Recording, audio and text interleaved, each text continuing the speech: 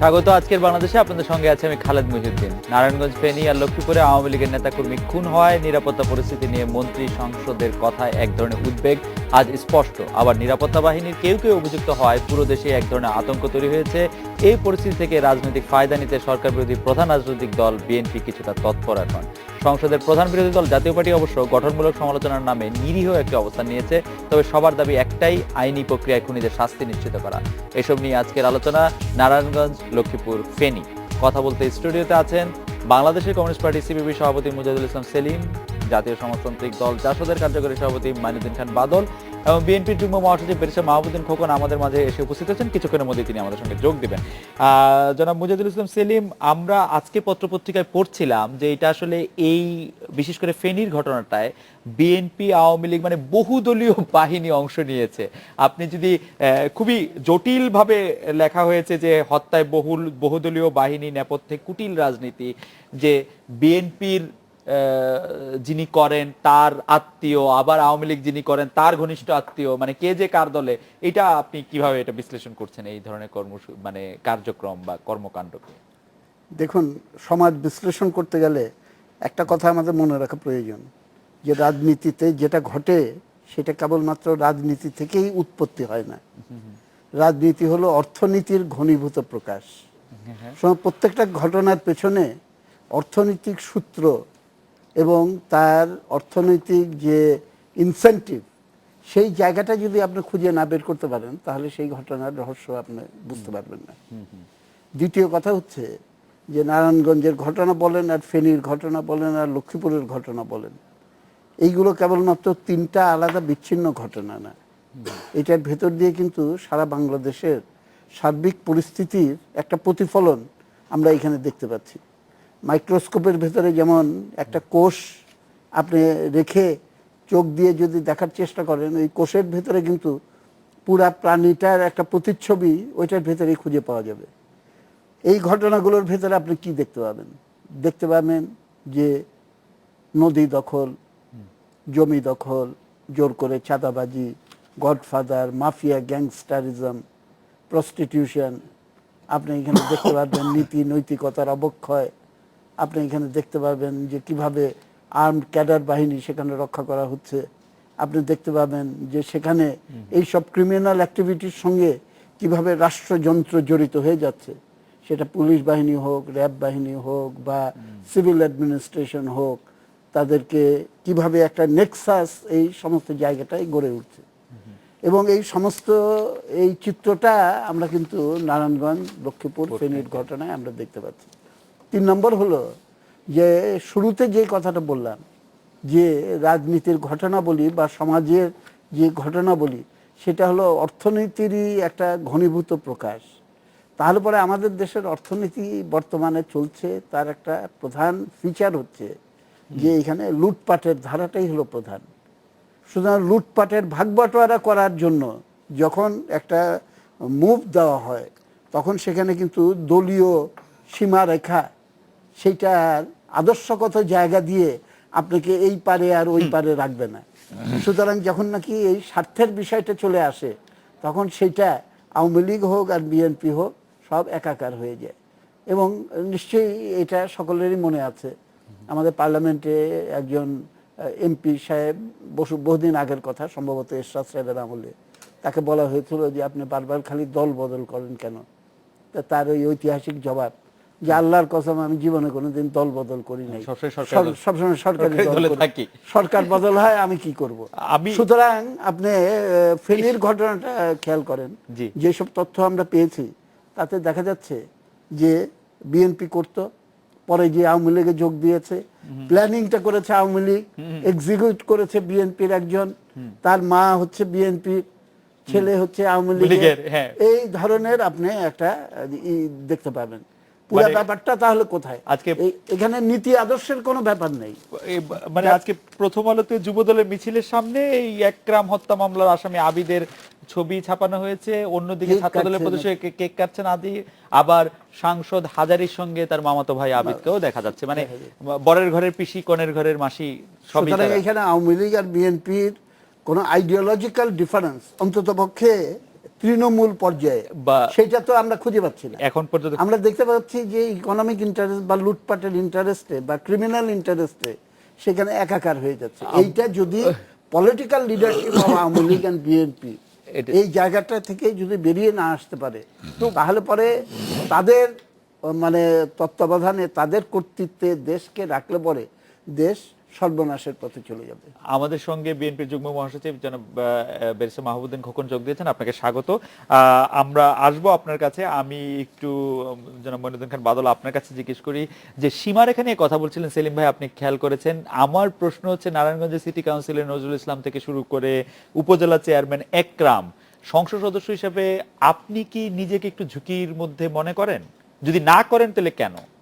মানে ব্যাপারটা তো কাউন্সিলর, উপজেলা chairman, why not MPs or ministers? আমি নিজেকে মোটেই ঝুঁকির মুখে মনে করি না, আচ্ছা, because I don't belong to this people. It is as simple as that. who are these people? যারা নীতি নৈতিকতার অবক্ষয়ের চূড়ান্ত বহিঃপ্রকাশ ঘটিয়ে বিত্তহীন কিছু লোক, বিত্তের সন্ধানে যারা পাগলের মতো ধাবিত, আমি তাদের অন্তর্ভুক্ত কোনো লোক। মানে যারা নিহত তাদের কথা বলছেন? সবাই। আমি আপনাকে ছোটভাবে বলি জি। আপনার প্রশ্নটা। বিশ্বব্যাপী বিত্তহীন লোকরা যখন বিত্তের সন্ধানে ধাবিত হয় এবং যখন একটি সমাজে বিত্ত ইজ দ্য আলটিমেট ভগবান, ওই সমাজে কোনো ধর্ম, কর্ম, নীতি, আদর্শ, সঙ্গীত কিছুই চলে না। আপনি তো ওর মধ্যে নাই, I am not part of. তাহলে যারা এর পার্ট না তারা কি সেফ আপনি মনে করছেন? না, সেফ কিনা সেটা ভিন্ন। আমি সেই প্রশ্নই করছিলাম যে আপনি নিরাপদ মনে করছেন? আমি বলছি যে আমি নিরাপদ মনে করি। আমি কোনো নিরাপত্তা নেই না।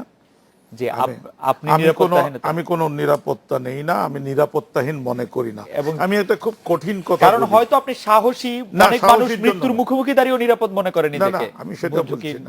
আমি আপনাকে একটা ছোট কথা মনে করি। জি। খুব রিসেন্ট ঘটনা, আমি খুব ভালো বলতে পারি। 2 মাস পরে এসেছি গতকাল দেশে। সো আমি জি। বাইরে থেকে আর আবার অবজার্ভ করার একটা সুবিধা আছে, কিনলি অবজার্ভ করা যায় দূর থেকে। আমি একটা কথা আপনাকে বলি, চমৎকারভাবে যে কথাটি বলেছে সেলিম ভাই, নৈতিকতার অবক্ষয়টা এই সরকার বা এর আগের সরকার বা বিএনপির বা আওয়ামী লীগ এইভাবে বলে লাভ নাই। নৈতিকতার অবক্ষয় একদিনে হয়নি। এখন যেখানে এসছে এই অবক্ষয়ের পরিপ্রেক্ষিতে, যেমন আমি আপনাকে বলি, আপনি প্রশ্নটা কেউ কোনোদিন ঘুরিয়ে এভাবে তো করবে। এই যে লোক যিনি মরেছেন, যারা মারছেন, তাদের যারা গডফাদার, তাদেরকে নির্বাচনে ক্যান্ডিডেট করে কারা? আপনাদের দল? আমার দলে কারা করে? আপনাদের দলের শীর্ষ নেতৃবৃন্দ, বিত্তবানরা, বিত্তহীন না। বিত্তবানরাই বিত্তের সন্ধানে অপরাধে যায়। আমি একটা কথা বলি, ইতিহাস কখনো প্রশ্ন করবে, জি, ইতিহাস কখনো প্রশ্ন করবে এই জাতীয় ব্যক্তি, কুকুর সম চরিত্রের অধিকারী ব্যক্তিবর্গকে আপনি এমপি নমিনেশন দেন কেন? ইতিহাস কখনো প্রশ্ন করবে না এই জাতীয় দলে আপনারা কেন আছেন? 100 বার প্রশ্ন করবে। সেই উত্তর কি হবে? সেটার উত্তর হলো, উইথ এ সার্টেন পারপাস একটি মোর্চায় আছি। উইথ এ সার্টেন পারপাস একটি মোর্চায় আছি, এবং সেই পারপাসটি পৃথিবীতে সব ধরনের কাজ কোনো না কোনো যুক্তি দিয়ে, এটা তো ওই ফরাসি কোনো না কোনো যুক্তি দিয়ে ওই কিন্তু ফরাসি justify করা যায়। দার্শনিকের কথা আছে, even a killer has got the argument to kill. Even সেইটা বললে তাই বলা যাবে, কিন্তু কেন আছি, একটা উদ্দেশ্য নিয়ে আছি, অ্যান্ড দ্যাট পারপাসটা বারবার টেলিভিশনে বলেছি। But to finish your question, আমি আবারও বলছি, নৈতিকতার চূড়ান্ত অবক্ষয় হয়েছে। এখানে দল খোঁজার দরকার নেই। দ্য ওয়ে আমি পড়েছি কিনলি, এই ছেলেগুলো, ইয়াং ছেলেগুলো, আমার আপনার ছেলেও হতে পারে, the brutality they are showing, এবং যারা এই বিতর্কের কারণে এরকম সিদ্ধান্ত নিতে পারে যে বেটা ইলেকশনে আমার বিরুদ্ধে দাঁড়াইছে, এর আমি খতম না, করে এখানে দেব। তো সেলিম ভাই যেটা বললেন, এখানে তো অনেকগুলি টাকা পয়সার ব্যাপারে ইনভলভ। ওই তো সবকিছু ইটস নট এ মেয়ার আমি বলছি যে টাকা পয়সা, ক্ষমতা, বিত্ত সবই তো একটার সাথে মিশে আছে। বাদল ভাই, আমি আবার আপনার কাছে আসবো। আমি একটু বেরিয়ে মাহমুদুদ্দিন খোকনের কাছে যাই। যে খোকন ভাই, এই যে হত্যা এবং যেটাকে কুটিল রাজনীতি বলা হচ্ছে, এটাতে কোনোভাবেই বিএনপির কিন্তু আলাদা করা যাবে না। সেটা নারায়ণগঞ্জের ঘটনা থেকে শুরু করে লক্ষ্মীপুর, ফেনীতে বিশেষ করে আপনি নিশ্চয়ই খুব ভালো করে জানেন, নোয়াখালী রাজনীতির সাথে, পুরো নোয়াখালী অঞ্চলের রাজনীতির সাথে আপনি খুব ওতপ্রোতভাবে জড়িত। আপনি এটার কি জবাব দিবেন যে এটা আসলে আপনারা তো নিজের দায় কি অস্বীকার করতে পারবেন, বিএনপির দায়? নিজের দায় আপনি তো যেভাবে বলছেন, প্রধানমন্ত্রী যেভাবে বলছেন একই কথা বলছে। নারায়ণগঞ্জে ঘটনা ঘটছে, আমি প্রধানমন্ত্রী যেভাবে কথা বলছেন সেভাবেই প্রশ্ন করছি। ঠিক আছে, আপনি ঠিক উত্তরটা আছে, দেন। আমি উত্তরটা দিচ্ছি। যেটা হলো যে ফেনীর ঘটনা হওয়ার পর, নারায়ণগঞ্জের ঘটনা হওয়ার পর মানে প্রধানমন্ত্রী পত্রিকা আসছে, এটা স্বাধীনতা বিরোধী, হ্যাঁ স্বাধীনতা বিরোধী, গণতন্ত্রের বিরোধীরা এটা তাদের তাদের তাদের দ্বারা এই ঘটনা হয়েছে। পরবর্তী পর্যায়ে একে একে যে সময় ফেনীর নারায়ণগঞ্জের ঘটনা আসা আরম্ভ করলো এবং প্রধানমন্ত্রীর বা সরকার দলীয় আওয়ামী লীগের লোকজনের মানে তাদের লুটপাটের জন্য ঘটনা ঘটেছে এবং নৃশংস হত্যাকাণ্ড হয়েছে এর মধ্যে আওয়ামী লীগ এই ঘটনা জড়িত। এবং সর্বশেষ যেটা হলো আমাদের যেতে আসলো, যিনি আপনার অডিও আসলো, শাইম ওসমান কথা বলছেন নূর হোসেনের সঙ্গে, হ্যাঁ, কথা সেই বলছেন। নূর হোসেন বিএনপি থেকে আসছেন, সেটা হচ্ছে বিএনপির প্রতি দায়। আজকে যে আবিদের কথা হচ্ছে, যে আবিদ প্রথম গুলি চালিয়েছে একরামের দিকে, সেই আবিদ ছাত্রদলের নেতা, যুবদলের কার্যকর, যুবদলের খুবই সামনের সারির, মানে মিছিলের সামনে থাকছেন, তিনি কেক কাটছেন যুবদলের হয়ে কর্মসূচিতে। এটা কিন্তু বলেন কোন সময় এটা, হ্যাঁ কখন এটা, কখন আপনি বলেন, আপনি কখন ঘটনা বলেনি। এটা তবে কখন ঘটনা? তবে নিশ্চয়ই সে আওয়ামী লীগের নেতা, এখন সে তো আওয়ামী লীগের নেতা। আবিদ কখনো আওয়ামী লীগের নেতা ছিল না তো। আবিদকে আওয়ামী লীগের নেতা বলা হচ্ছে না, আবিদকে বলা হচ্ছে আওয়ামী লীগের নেতার আত্মীয়। আত্মীয়, জি। বাট বিএনপি তো কোন পদে আছে, কোন দায়িত্বে আছে, বা এই মিছিলটা, এই স্লোগান, এই মিছিলটা কখন হয়েছে কিছু বলেনি কিন্তু পত্রিকা। আপনি গত উপজেলা নির্বাচনে বিএনপির যে প্রতিদ্বন্দ্বী প্রার্থী ছিল মাহতাবউদ্দিন চৌধুরী মিনার, হ্যাঁ, তার সঙ্গে আবিদের একটি আত্মীয়তার সম্পর্ক রয়েছে থাকতে পারে। এবং মাহতাবউদ্দিন চৌধুরী মিনার 3 কোটি টাকা দিয়েছেন এই খুন করার জন্য, এটিও দাবি করেছেন তাদের আত্মীয় স্বজনেরা।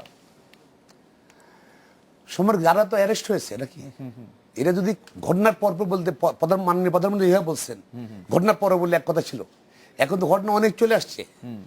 কে ঘটনা ঘটিয়েছে, ভিডিও এসেছে, কারা ঘটনার সঙ্গে জড়িত, কে গুলি করেছে, এক গ্রুপ গুলি করার দায়িত্ব, আর গ্রুপ কোপ দেওয়ার দায়িত্ব, আর গ্রুপ আগুন লাগার দায়িত্ব, আগুন লাগানোর দায়িত্ব, আগুনে পুড়ে ফেলে মেরে ফেলার দায়িত্ব, এর পরিকল্পনা কোথায় হয়েছে সবই তো আসছে। তারপর কি আর বলার অপেক্ষা রাখে কে জড়িত? এই পরিকল্পনার মধ্যে মজার ব্যাপারটা হচ্ছে যে এটাকে বলা হচ্ছে যে এটা বহুদলীয় বাহিনী, যেখানে বিএনপি আর আওয়ামী লীগ দুই দলই অংশ নিয়েছে। সেটা কি বললো বড় কথা না, কি ঘটনা ঘটেছে গত কদিন থেকে আসতেছে, কিন্তু আজকে কালকে বলছে এটা। এবং 9 জনকে গ্রেপ্তার করেছে, কজন 8 জন গ্রেপ্তার করেছে ঘটনায়। যুদ্ধ নারায়ণগঞ্জ এখন পর্যন্ত একজনও গ্রেপ্তার হয়নি। নারায়ণগঞ্জের ঘটনায় র‍্যাব 3 জন জড়িত ছিল, তাদেরকে তো সাহস করেনি ওরা আসামি করতে, তাকে গ্রেপ্তার দেখানো হয়েছে। ভিকটিম নজরুলের পরিবার বা চন্দন সরকারের পরিবার সাহস করেনি র‍্যাবকে আসামি করতে, কিন্তু র‍্যাব গ্রেপ্তার হয়েছে। র‍্যাব গ্রেপ্তার এবং ঘটনা তো স্পষ্ট হয়ে আসছে। শামীম ওসমান সাহেবের বক্তব্য তো আসতেছে র‍্যাব জড়িত, শামীম ওসমান বলতেছে, এবং অন্যান্য যারা 2-4 জন গ্রেপ্তার হয়েছে যারা আসামি নয়, এবং স্পষ্ট হয়ে গেছে এটা আওয়ামী লীগের অন্ত।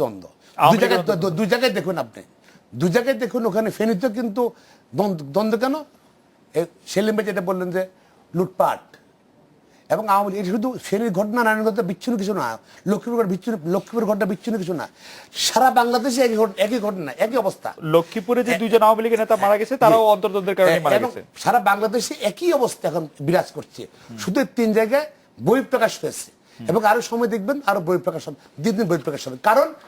কারণ আজকে আইন শৃঙ্খলা বাহিনী তাদের যে ভূমিকা থাকা উচিত ছিল সেই ভূমিকা তারা রাখতে পারছে না, তার সম্পূর্ণ নিষ্ক্রিয়। আজকে সরকারি দলের আওয়ামী লীগের সাহায্যকারী হিসাবে একটা মিলিশিয়া বাহিনী হিসাবে কাজ করছে আমাদের আইন শৃঙ্খলা বাহিনী। মূলত বাস্তব অবস্থা এটাই না, সবসময় তাই করেছে। আমরা একটা বিরতি নিয়ে এসে ফিরে সেলিম ভাইয়ের কাছে শুনবো যে অফিসিয়ালি ভিন্ন হইতে পারে, কিন্তু বাস্তবে তাই।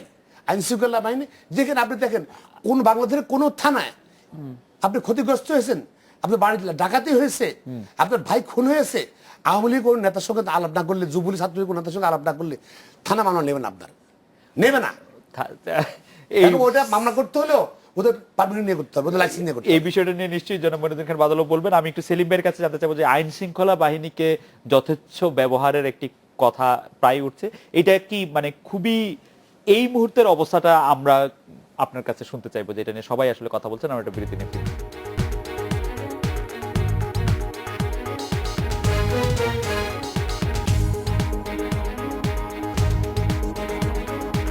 গেলাম আজকের বাংলাদেশে। সেলিম ভাই, আপনার কাছে জানতে চাইছিলাম যে আইন শৃঙ্খলা বাহিনী যথেচ্ছ ব্যবহার নিয়ে যে কথাগুলি উঠছে, সেটা নিয়ে আপনার এই মুহূর্তের পর্যবেক্ষণ কি বা বিশ্লেষণ কি? দেখুন, এই মুহূর্তের পর্যবেক্ষণটা অবশ্যই আমি বলবো, কিন্তু অনেকদিন ধরেই আমাদের দেশে যে ঘটনাটা ঘটে চলেছে সেটা হলো রাষ্ট্র, সরকার, রাজনৈতিক দল, জনগণ, এই প্রত্যেকটার যে আলাদা আলাদা কতগুলো ক্ষেত্র আছে সেই কথাটা কিন্তু সবসময় মনে রাখা হচ্ছে না।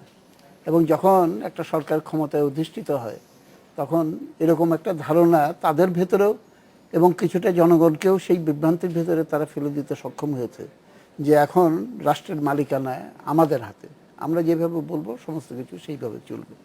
যদিও সংবিধানে পরিষ্কার করে বলা আছে যে রাষ্ট্রের প্রজাতন্ত্রের মালিক হলো জনগণ, এবং সেইখানে রাষ্ট্রযন্ত্র এবং রাষ্ট্রের প্রশাসন, সেটা সিভিল হোক আর মিলিটারি হোক, এবং সেখানে আইন শৃঙ্খলা রক্ষাকারী কর্তৃপক্ষ হোক কিংবা অ্যাডমিনিস্ট্রেটিভ কর্তৃপক্ষ হোক, এই সমস্তটাই পলিটিক্যাল লিডারশিপের আজ্ঞাবহ হয়ে চলার একটা প্রবণতার ভেতরে আগেও ছিল, এবং সেটা অনেক দিন ধরেই কিন্তু এটা আস্তে আস্তে বাড়তে শুরু করেছে। এবং বাড়তে বাড়তে বাড়তে বাড়তে এমন একটা জায়গায় চলে এসছে যে যেটার ভেতরে আমরা যেটাকে সাধারণভাবে আমরা বলি যে দলীয়করণ, প্রশাসনের দলীয়করণ। এবং দলীয়করণটা হচ্ছে একটা ভুল শব্দ ব্যবহার করা হয় যে রাজনীতিকীকরণ করা হচ্ছে। আমি তো রাজনীতিকীকরণ করার পক্ষে, কিন্তু দলীয়করণ করার বিরুদ্ধে। এখন সর্বশেষ পরিস্থিতি যদি বলেন তাহলে পরে আমি মনে করি যে এই প্রবণতাটা একটা উল্লম্ফন ঘটেছে 5ই জানুয়ারির নির্বাচনের পর। তার কারণ এই নির্বাচনে বিজয় লাভের জন্য জনসমর্থনের প্রয়োজন হয়নি। 153টা আসনে কোনো জনসমর্থন প্রদর্শনও করতে হয়নি, এবং অন্যান্য জায়গায় ভোটার টার্ন আউট ছিল খুবই নগণ্য। সুতরাং সরকার প্রতিষ্ঠা করতে হলে জনসমর্থন দরকার। এইটার বাইরে আরেকটা মডেল কিন্তু এখানে দাঁড়িয়ে গেছে, সেইটা হলো যে কতগুলো ম্যানুভারের মাধ্যমে, পলিটিক্যাল ম্যানুভারিং এর মাধ্যমে ক্ষমতায় অধিষ্ঠিত হওয়া যায়। এবং এই জায়গাটা যেহেতু একটা দৃষ্টান্ত স্থাপন করে ফেলা হলো, যার ফলে একটা বিপদ আমি দেখতে পাচ্ছি যে যারা বর্তমানে ক্ষমতাসীন তারা, তাদের সামনে যে এখন সবচেয়ে বড় একটা গুরুত্বপূর্ণ দায়িত্ব, তারা কিন্তু ইলেকশনের আগে আগে বলেছিল এবং কি পরেও তারা এই শব্দটা উচ্চারণ করেছিল যে এটা আইন রক্ষার জন্য সাংবিধানিক ধারাবাহিকতা রক্ষার জন্য নির্বাচন। যদি তাই হয়ে থাকে এবং যদি পর্যাপ্ত জনসমর্থন আপনাদের না থেকে থাকে, যেটার প্রমাণ হলো 5টা যে সিটি কর্পোরেশন নির্বাচন, তাহলে পরে এই সরকারের উচিত ছিল যে ইমিডিয়েটলি 2 মাস 4 মাসের ভেতরে জনসমর্থন ফেরত নিয়ে আসা। কিন্তু বাংলাদেশের পলিটিক্স, আমি এই পয়েন্টটা বলে শেষ করব, বাংলাদেশের পলিটিক্সটা এখন একটা ত্রিশঙ্ক অবস্থার ভেতরে। Awami League does not have adequate popular support to run A stable government, and BNP does not have adequate support to overthrow the government or force a mid-term election. এবং তৃতীয় জায়গাটা হলো আওয়ামী লীগ আর বিএনপির বাইরে একটা বিকল্প, রাজনৈতিক বিকল্প এখনো পর্যন্ত তৈরি হয়নি, যেটা আপনাদের উপরে এসে পড়তায়। এবং এই কারণেই কিন্তু আমরা দেশের ভেতরে একটা টোটাল ক্যাওটিক সিচুয়েশন, এবং যেই ক্যাওটিক সিচুয়েশনে প্রত্যেকটা মহল নিজের আখের গুছিয়ে নেওয়ার জন্য একটা উন্মাদ দৌড়ের ভেতরে তারা লিপ্ত হয়ে গেছে। বাদল ভাই, আপনার মন্তব্য এই সম্পর্কে শুনবো, ক্যাওটিক যে এটাকে সেলিম ভাই আখ্যা দিচ্ছেন, নৈরাজ্যকর পরিস্থিতি। দেখুন, আমি ওয়ান গো কয়েকটা কথা বলি। প্রথম কথা হলো, আপনারা একটা শব্দ ব্যবহার করছেন, নীতি নৈতিকতার অবক্ষয়। when you use the word অবক্ষয়, এটা একদিনে অ্যাচিভড হয় নাই, এটা একটা ক্রমাগত প্রক্রিয়া। এই প্রক্রিয়া এই সরকারের সৃষ্ট প্রক্রিয়া নয়, এটা ইনহেরিটেড একটি প্রক্রিয়া। এটার সাথে যখন আপনি ওই ইয়েটা নিয়ে আসবেন, প্রশাসনের উম্মাদের মতো দলীয়করণ, ইট ইজ অলসো এ প্রক্রিয়া। আমি শুধু বলবো, আমার পক্ষে যেটা বলা সম্ভব, যে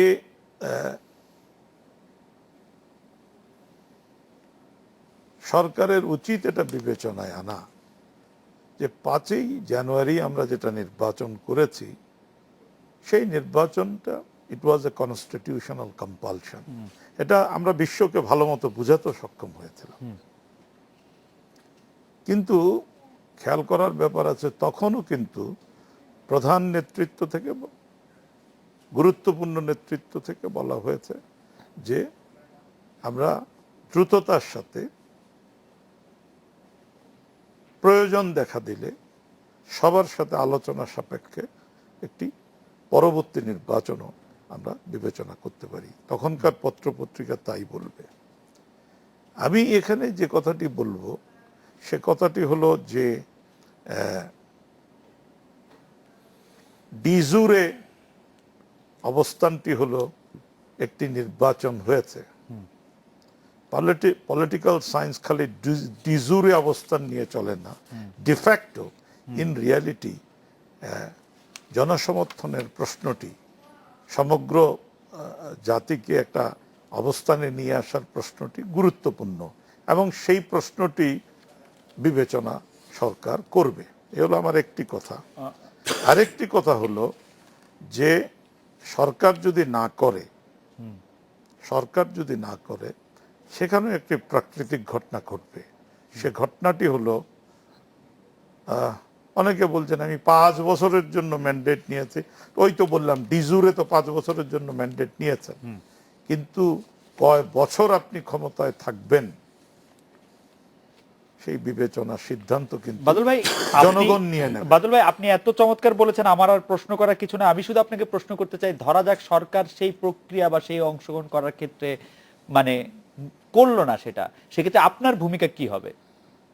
দেখুন, আমার ভূমিকা, আমি একটা হাম্বল পার্লামেন্ট মেম্বার হিসেবে যতটুকু সম্ভব, আমি ট্রেজারি বেঞ্চ মেম্বার, তারপরও পার্লামেন্টে বহুবার বলেছি।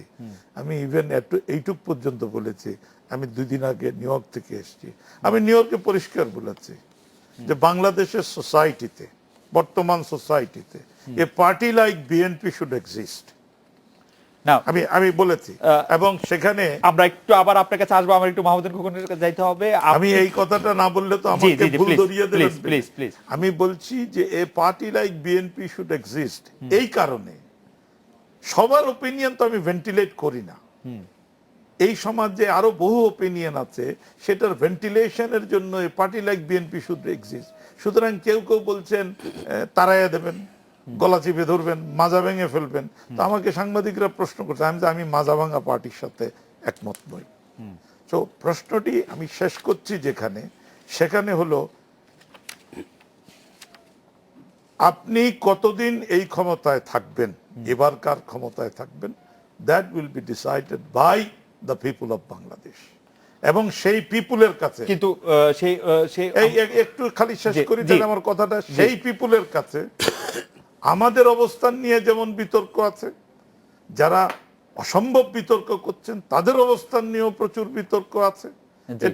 এটা সেলিম সাহেব খুব ভালো বাংলায় বলেছেন যে আপনি ক্ষমতা খুঁড়িয়ে খুঁড়িয়ে চালাচ্ছেন, যিনি ক্ষমতা থেকে তাড়াতে চাচ্ছেন তার অবস্থা কোরআনের চেয়েও খারাপ, আর যারা পিপুলের কাছে বহু আশার কথা বলার কথা তারা কিছুই বলতে পারছেন না। So of course this is a ফিয়াস্কো।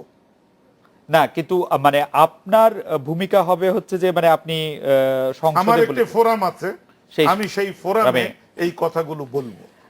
Khokon ভাই, আপনাকে পরপর 2টি প্রশ্ন করতে হবে। একটি প্রশ্ন বিরতির আগে, সেটির উত্তর জানতে চাইবো যে আপনাদের স্থায়ী কমিটির সদস্য, স্ট্যান্ডিং কমিটির সদস্য এম কে আনোয়ার সাহেব বলেছেন প্রধানমন্ত্রী শেখ হাসিনা ক্ষমতায় থেকেও তার সাথে নির্বাচন করলে হারবেন। তো এই ক্ষেত্রে কি তত্ত্বাবধায়ক সরকারের দাবি থেকে আপনারা একটু সরে আসলেন কিনা? সোহরাব হাসান এই প্রসঙ্গে আজকে একটি প্রশ্ন করেছেন। উনি চ্যালেঞ্জ দিয়েছেন, এই চ্যালেঞ্জটি 5 জানুয়ারি আপনারা কেন নিলেন না? উনি এটা মিন করেছেন সারা বাংলাদেশে আজকে যে জনসমর্থনের যে অবস্থা, এবং আওয়ামী লীগ জানে যে 5 জানুয়ারি নির্বাচন যদি নিরপেক্ষ সরকারের অধীনে হতো, আওয়ামী লীগ বেশিরভাগ সিটে হেরে যেত, এমনকি গোপালগঞ্জ আওয়ামী লীগ হেরে যেত না, প্রধানমন্ত্রী এবং এটা তার বোঝা আসনে যাচ্ছে থাইকেও তো- উনি বুঝাই চেয়েছেন জনসমর্থন নাই আওয়ামী লীগের। আওয়ামী লীগ কাছে কোনো নির্বাচন চায় না, বিলিভ মি। আপনারা তো সাংবাদিক, আপনারা হয়তো আপনারা বিভিন্ন বাংলাদেশ ইন্টারনাল সবকিছু কভার করেন, গ্রাম পর্যায়ে যে অবস্থা, আপনার school managing committee election Awami League চায় না, এবং যেসব সব জায়গাতে উপজেলা নির্বাচন দেখেন আপনি। হ্যাঁ, আরে আগে তো ডিবেট ছিল ভোট কেন্দ্রে যায় জাল ভোট দেওয়া, দখল করা। এখন রাতের বেলা নতুন শুরু হয়েছে আইন শৃঙ্খলা বাহিনীর সহায়তায় রাতের বেলা ভোটকে বাক্স ঢুকে ফেলানো। যাই হোক, সেটা হলো যে উনি ওইটাই মিন করেছেন যে আওয়ামী লীগের জনসমর্থন এত তলানিতে চলে গেছে। না, উনি একটি চ্যালেঞ্জ ছুড়ে দিয়েছেন প্রধানমন্ত্রী মাননীয় প্রধানমন্ত্রী শেখ হাসিনার কাছে। এই চ্যালেঞ্জটি 5 জানুয়ারি নেওয়া গেল না কেন? এমন হ্যাঁ, এই চ্যালেঞ্জটি 5 জানুয়ারি নিলে কি এমন ক্ষতি হতো? এই যে দেখেন উপজেলা নির্বাচন 5 জন নিনি কেন, অনেকে প্রস্তুত ছিল, আমাদের অনেকেই প্রস্তুত ছিল এটা উপজেলা, এই জন্যই আমরা উপজেলা নির্বাচনে গেছি। উপজেলা নির্বাচনে তো ভোটাধিকার প্রয়োগ করতে দিয়েছে র্যাব। এই যে আমাদের র্যাব 11, এই যে আমরা একটা বিরতি নিয়ে হত্যা করেছেন। হ্যাঁ, উপজেলা ইলেকশনও ফেনী, লক্ষ্মীপুর, নোয়াখালী, চাঁদপুর, কুমিল্লা, গ্রেটার কুমিল্লা পুরো ইলেকশনটা উনি কন্ডাক্ট করেছেন আওয়ামী লীগের পক্ষে। তারেক সাহেব র্যাব বিভিন্ন জায়গায় র্যাব কিন্তু কেন্দ্র করে দখল করে সহযোগিতা করেছে। র্যাব যদি নিরপেক্ষ থাকতো, যদি তাহলে সারা দেশ বাংলাদেশের উপজেলা নির্বাচন হতো, সেখানে আওয়ামী লীগ ভরাডুবি হতো।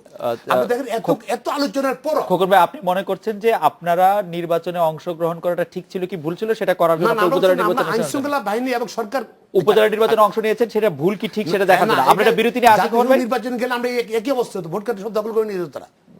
জনগণকে তাদের ভোটাধিকার প্রয়োগের সুযোগ দিত না সরকার, আইন শৃঙ্খলা বাহিনী ব্যবহার করে। আমরা একটা বিরতি নিয়ে আপনার কাছে ফিরি যে এই বিষয়ে মানে তত্ত্বাবধায়ক সরকারের প্রসঙ্গ থেকে বিএনপি সত্যি সরে আসলো কিনা।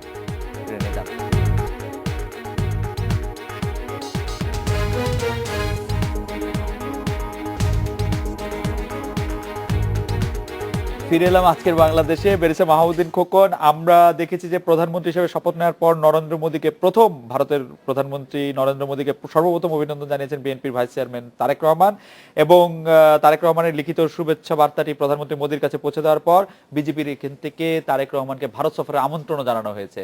আপনি কি মনে করেন যে তারেক রহমান ভারত সফর করবেন কি করবেন না, করলে বিএনপির কি লাভ হবে বা কি কোন দিকে দেখছেন? একজন প্রধানমন্ত্রী হয়েছেন নরেন্দ্র মোদী, বিশাল একটা ভিক্টরি, এই জন্যই জানিয়েছেন কাটেছি স্যার, নাথিং।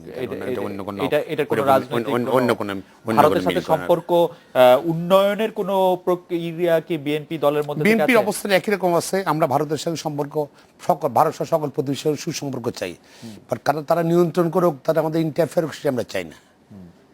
হ্যাঁ, কারণ আমাদের প্রভু থাকুক, আমার বন্ধু থাকুক আমরা চাই, প্রভু হোক আমরা চাই না, এটা আমাদের অবস্থান। কিন্তু বেগম জিয়া যখন ভারত সফর করলেন তখন বেগম জিয়ার কথাবার্তায় কিন্তু এরকম মনে হয় না। বেগম জিয়া ভারত যতটুকু চেয়েছে তার থেকে বেশি কমিট করে এসেছিলেন সে সময়, মনে হয়েছিল অ্যাপারেন্টলি।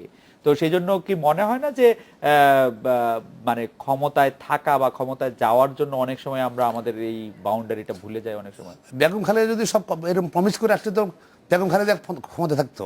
111 সময় আর্মি মঈন আহমেদ, যে মঈন আহমেদ, ফখরুদ্দিন আহমেদ কারো নির্দেশে কাজ করেছে, ওরাই তো তাকে শেখ হাসিনাকে বসিয়েছে প্রধানমন্ত্রী। বেগম প্রধানমন্ত্রী থাকতো। আমি অন্য যে প্রসঙ্গ আসছে সেগুলো আলোচনা করতে চাই। মুজাহিদুল সেলিম ভাই বলেন যেটা 5 জানুয়ারি নির্বাচন। আসলে নির্বাচনটা কি? নির্বাচন যা আমাদের কনস্টিটিউশন আর্টিকেল 7 জনগণের ক্ষমতা উৎস, আর্টিকেল 11 বলেছে গণতন্ত্রের কথা বলেছে। এই যে জনগণের ক্ষমতা উৎস যেটা, এটা গভর্নমেন্টের পাওয়ার, সোর্স অফ পাওয়ার জনগণ। 5 জানুয়ারি নির্বাচনে জনগণ অংশগ্রহণ করে নাই, অংশগ্রহণ করে, এবং তাহলে ভোট দেখানো হয়েছে। এবং প্রধানমন্ত্রী বলেছেন, যেটা বাদল ভাই বললেন, যেটা সবাই যে জানে, যেটা সংবিধান রক্ষার নির্বাচন। এবং জনগণ অংশ নেয় নাই যখন আপনি খোকন ভাই বলেন, তখন কি আপনি ভুলে যান আপনারা জনগণকে অংশ নেওয়ার পথে বাধা দিয়েছিলেন? আপনারা বলেছিলেন যে জনগণকে মানে ঘর থেকে বেরোবেন না, আপনারা হুমকি দিয়েছিলেন। আমরা আহ্বান জানিয়েছি যখন আসেনি। না, আপনারা হুমকিও দিয়েছিলেন। হয়নি আপনার ক্যান্ডিডেট হয়েছে, ক্যান্ডিডেট হয়েছে নাকি? সেইটা তো একটা আছে, মানে আপনারা দুইজনই তো জনগণ, এটা আমরা শুধু বিএনপি না, জনগণ এবং বিএনপির বাইরে তো জনগণ আছে, তারাও চাইনি নির্বাচন অংশগ্রহণ করেনি। এই জন্য জনগণ যে শেখ হাসিনার অধীনে নির্বাচনে যেতে চায়নি, সেই নির্বাচনে জনগণ অংশ নিলে সেটা আমি বলছি। এই জনগণ তাহলে নির্বাচন কিভাবে দেখিল? 154 সিটে ভোট ছাড়া, এমনকি আমাদের বাংলাদেশের প্রধানমন্ত্রী আছেন এখন, উনিও ভোট ছাড়া কিন্তু এমপি প্রধানমন্ত্রী, স্পিকারও ভোট ছাড়া, আর তারপর ওই যে আপনার সকল নেতাই ভোট ছাড়া বেশিরভাগ। তাহলে যারা নেতৃত্ব দিচ্ছে, মন্ত্রিত্ব করছে, বেশি ভোটসারা এমপি, কিন্তু ভোটসারা মন্ত্রী। আর হলো কি অন্য যেগুলো ভোট হয়েছে, আওয়ামী লীগের ক্যান্ডিডেট পেয়েছে 1.5 লক্ষ ভোট। না, সেগুলো আমরা অনেকবার শুনেছি। খোকন ভাই, আপনি পয়েন্টটা যদি বলেন। শোনেন, আমি শেষ করতে দেন, আমি জি, অন্য জি, পয়েন্ট আসছি। জি। উনার পেয়েছে 2000 ভোট। সুতরাং ভোট ছাড়া নির্বাচন, সোর্স অফ পাওয়ার, জনগণের ক্ষমতা উৎস নয়। এবং এই নির্বাচনটা চালিয়েছে পুরো আইন শৃঙ্খলা বাহিনী নিয়ন্ত্রণ করে, সরকারকে জিতে দিয়েছে বা দেখানো হয়েছে। এই জন্য সরকার, বর্তমান সরকার জনগণ নিয়ে কেয়ার করে না, জনগণের সমর্থন নিয়ে কেয়ার করে না। কোন কাজটা করলে জনগণের সমর্থন বাড়বে, কেন তারা জেনে গেছে ক্ষমতা দখল করতে হলে আইনশৃঙ্খলা বাহিনী হলে চলবে। এবং আইনশৃঙ্খলা বাহিনীর তারা ব্যবহার করেছে, সুবিধা নিয়েছে, আইনশৃঙ্খলা বাহিনীর লোকজন তাদেরকে সুবিধা নিচ্ছে। পাশাপাশি এখন যে সরকার পরিচালনা করছে, যেহেতু জনগণ ভোট দেয়নি, ম্যান্ডেট নেই, এখন আইনশৃঙ্খলা বাহিনী তাদেরকে রাখতেছে। এবং আইনশৃঙ্খলা বাহিনী বেশি বাড়াবাড়ি করতেছে, কোথাও টাকা পয়সাতে। এবং নারায়ণগঞ্জ ভাই, আপনার পয়েন্ট একদম পরিষ্কার যে আইনশৃঙ্খলা বাহিনীকে ব্যবহার করে। আমি যেটা লাস্ট বলতে চাচ্ছি, যেটা এটা দিয়ে একটা দেশ চলতে পারে না, বেশিদিন চলতে পারে না। কিন্তু দেশ চলতে যে পারে না, দেশ চলতে যে পারে না, আমি আবার রিপিট করতে চাই, ফেনীর ঘটনা যে অবস্থা, আওয়ামী লীগ হত্যা হয়েছে, চেয়ারম্যান সাহেব দুঃখজনক ঘটনা, নৃশংস ঘটনা ঘটিয়েছে। দেখেন আওয়ামী লীগ কত নৃশংস হতে পারে। আবার নারায়ণগঞ্জের ঘটনা দেখেন কত নৃশংস ঘটনা, এবং লক্ষ্মীপুরের ঘটনা, সারা বাংলাদেশে একই অবস্থায় বিরাজ করছে এবং আউটবাস্ট হবেই। তো আমি লাস্ট কথা যেটা এই স্লটে বলতে চাই, আমাদের মনে রাখতে হবে সব সরকারের শেষ আছে, এক নায়কেরও শেষ আছে, স্বৈরাচারেরও শেষ আছে, এবং এই সরকারেরও শেষ আছে। জি, সুতরাং আপনার শেষ নাই, রাজতন্ত্রও শেষ আছে। জি, সুতরাং আপনার যারা ক্ষমতা ব্যবহার করছে, আইন শৃঙ্খলা বাহিনী সরকারকে অবৈধ কর্মকাণ্ডে সহায়তা করছে, সবাই মাথা রাখতে হবে। এরপরে গভর্নমেন্ট আছে। কোন ভাই, আপনি একই কথা আমরা আসলে অনেকবার শুনলাম। বাদল ভাই, আপনার কাছে জানতে চাইবো যে আপনারা মানে অন্য একটি প্রসঙ্গ, আপনারা সরকারের জোটের অংশীদার, জাতীয় পার্টি ও সরকারের জোটে মানে জোটের অংশীদার না হলেও তাদের মন্ত্রী আছে, একজন প্রধানমন্ত্রীর পক্ষের বিশেষ দূত আছেন যিনি জাতীয় পার্টির চেয়ারম্যান এরশাদ সাহেব। তার কার্যক্রম আপনারা কিভাবে মূল্যায়ন করবেন? আপনি দেশে বাইরে থেকে দেখছিলেন, সেটা একটা ভালো দেখা, সেটাও আপনি বলছিলেন। সম্প্রতি নারায়ণগঞ্জ, ফেনী, লক্ষ্মীপুরের ঘটনায় তিনি সরকারি দলের বর্তমান শাসনকে হিটলার মুসোলিনি শাসনের সাথে তুলনা করেছেন। Hussain Muhammad Ershad is mercurial mascot of Bangladesh politics. আচ্ছা, বুঝতে পারলাম না, একটু বুঝায় বলেন বাদল ভাই। বুঝায় বলবো? জি, সংক্ষেপে অবশ্য। বুঝায় বললে এভাবে বলবো, আগেও টেলিভিশনে আমি বহুবার বলেছি, Hussain Muhammad Ershad is not man enough to be discussed in any public forum. এবং বাংলাদেশে সুবিধা পাচ্ছে এই ভদ্রলোক, এখনো ওনার মন্তব্য ছাপা হয়। যাই হোক, ওটা আমার মাথা ব্যথা না। আমি যে কথাটি বলছি, আপনারা একজনকে মাননীয় প্রধানমন্ত্রীর বিশেষ দূত বানায় রাখবেন, আমরা প্রশ্ন করলে সেটা আপনারা এটাকে বলবেন he is not man enough. এটা ফেয়ার হলো না বাদল ভাই।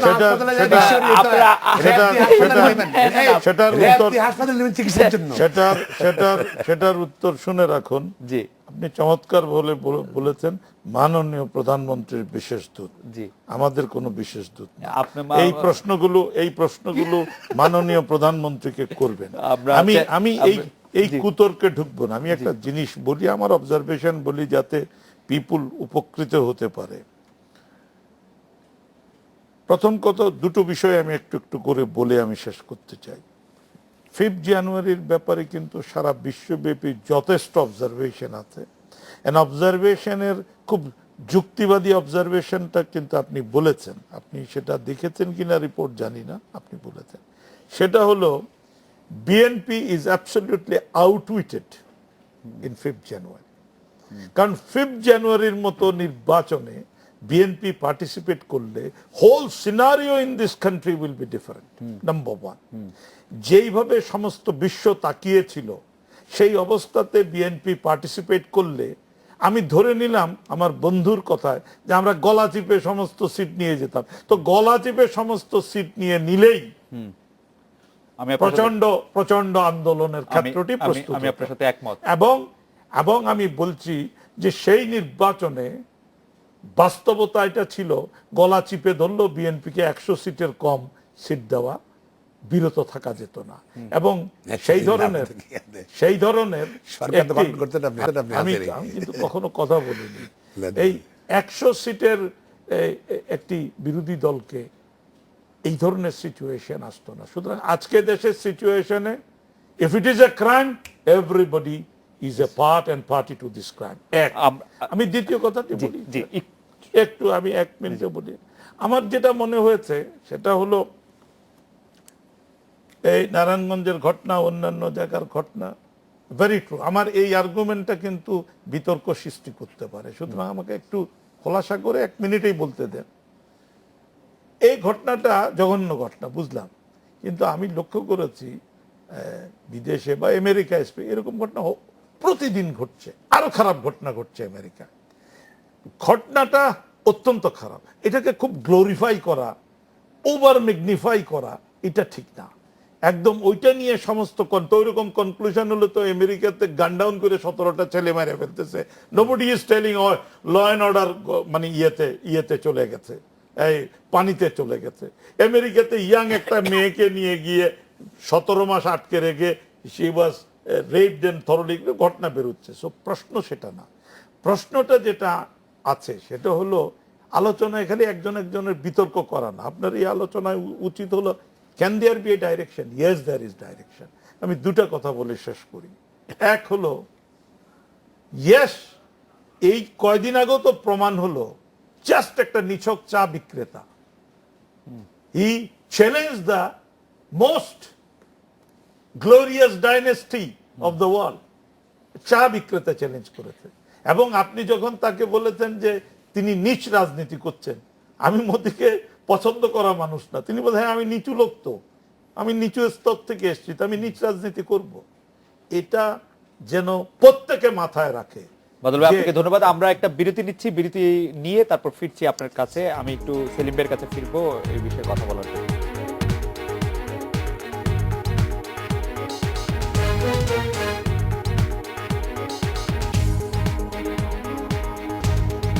ফিরে এলাম আজকের বাংলাদেশে। জনাব মুজাহিদুল ইসলাম সেলিম, আমরা অনেক আলোচনা শুনেছি, গত পর্বে আপনি আসলে কথাই বলেন, আমরা একটু আপনার কাছ থেকে সমাধান বা কোনো আশার কথা শুনতে চাই। দেখুন, একেবারে সহজ সরল কোনো সমাধান আমি মনে করি যে এটা নাই।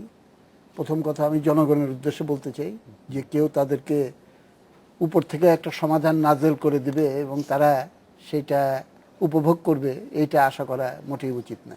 আমি অনেক সময় বলে থাকি যে জমি বর্গা দেওয়া যায়, কিন্তু স্বার্থ কোনো দিন বর্গা দেওয়া যায় না।